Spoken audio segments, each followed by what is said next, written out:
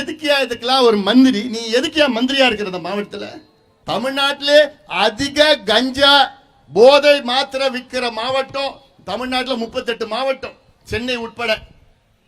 சென்னை தவிர மற்ற 37 மாவட்டத்தில் அதிக கஞ்சா விற்கிற மாவட்டம் திருவண்ணாமலை மாவட்டம். திருவண்ணாமலை மட்டும் எதுக்கியா பிரிக்காம வச்சிருக்கிற? ஏன்னா இவருடைய ராஜ்யம் குறைஞ்சிடுமா. யாருடைய ராஜ்யம்?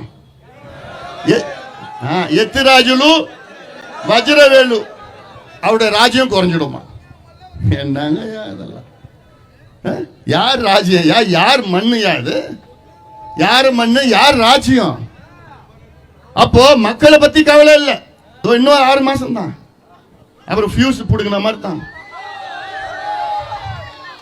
நான் சொல்றேன், இந்த திருவண்ணாமலை மாவட்டத்தில் 8 தொகுதியிலும் திமுக டெபாசிட் போனோம்.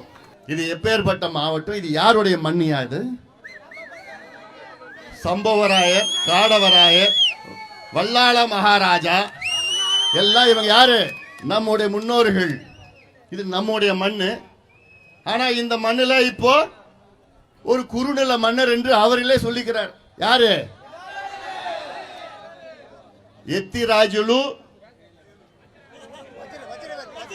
வஜ்ரவேலு. யாரு? எத்திராஜுலு வஜ்ரவேலு. எங்கயா பிறந்தாரு இவரு? பக்கத்துல பிறந்தாரு. இந்த மண்ணுக்கும் அவருக்கு சம்பந்தம் இருக்காயா? இந்த மண்ணில் நான் தான் ராஜா, நான் தான் மன்னன், நான் தான் குறுநில மன்னன்னு சொல்லிக்கிட்டு ஊரை ஏமாத்திட்டு இருக்கிறாரு. எங்க இருந்தோ வந்து நம்ம மண்ணுல நம்ம மக்களை அடிமையாக்கி சாராயத்தை கொடுத்து, கஞ்சாவை கொடுத்து, காசை கொடுத்து நம்ம மக்களை அடிமையாக்கி விடுதலை இல்லாம செஞ்சிட்டு இருக்கிறார். இந்த தேர்தலோட உங்களுக்கு விடுதலை நான் பெற்று தருகிறேன். என் தம்பிகளே, என் தங்கைகளே, விவசாய பெருமக்களே, பெண்கள். எவ்வளவு நாள் கோரிக்கை நம்ம மக்கள்? 90 ஆண்டுகள். 1938, 39 அப்ப ராசாத்தி சென்னை மாகாணத்தினுடைய முதலமைச்சர்.